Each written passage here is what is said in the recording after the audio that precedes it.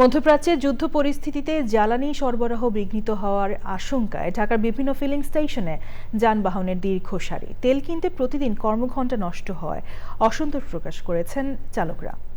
তবে পাম্প কর্তৃপক্ষ বলছে মানুষের মধ্যে উদ্বেগ কাজ করায় অপ্রয়োজনীয় অনেকে লাইনে দাঁড়াচ্ছেন। নাজিব বেগের রিপোর্ট। জ্বালানি তেলের জন্য দীর্ঘ গাড়ির সারি গেল কয়েকদিন ধরে রাজধানীর নিয়মিত চিত্র। পরিবাগের একটি পাম্প থেকে গাড়ির সারি চলে গেছে বাটা সিগন্যাল পর্যন্ত। সে কারণে তেল পেতে সময় লাগছে অন্তত 2.5 থেকে 3 ঘন্টা। আমার তো প্রায় 15 ঘন্টা সময় লাগছে। এখন এই 15 ঘন্টা সময় তো আমাদের অনেক ক্ষতি, কারণ আমাদের তো অফিস আছে। পাম্পালাদের সিন্ডিকেট হতে পারে যে আমরা কমায় দেই, বা রিজার্ভে তো থাকে, সব পাম্পে তো রিজার্ভে থাকেই। 10 লিটার নিতে গেলে এই লাইনে দাঁড়ালে 5 লিটারই শেষ হয়ে যায়। অনেক জায়গায় বন্ধ করে রাখছে, তেল দিচ্ছে না, তেল নাই, শেষ। আবার কিছু কিছু জায়গায় দিচ্ছে 9টার পরে, এই জন্য এত যানজট।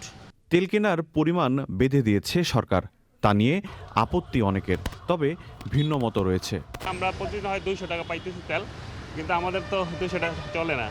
সেক্ষেত্রে আমরা আসলে ভুক্তভোগী। ঢাকা শহরের মধ্যে ভিতরে যাতায়াত করে, তাহলে আমার মনে হয় পর্যাপ্ত দিচ্ছে। এর বেশি একদিনের প্রয়োজন হয় না, বরঞ্চ 2 দিন যাওয়া যায়।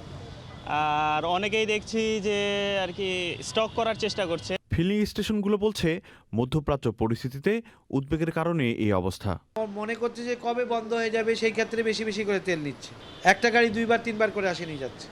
দূরপাল্লার বাস চালকরা বলছেন বর্তমান পরিস্থিতিতে তাদের বাসের ট্রিপও কমাতে হচ্ছে। ঢাকা আপ ডাউনে রংপুর থেকে আমাদের 130 লিটার 40 লিটার তেল লাগতো, এখন আমাদেরকে 50 লিটার করে তেল দিচ্ছে। হ্যাঁ, এখন একটু আমাদের ট্রিপ একটু কম হচ্ছে তেলের একটু ঘাটতির কারণে। সংকট মোকাবেলায় ক্রেতাদের আরও ধৈর্য ধরার আহ্বান জানিয়েছেন সংশ্লিষ্টরা।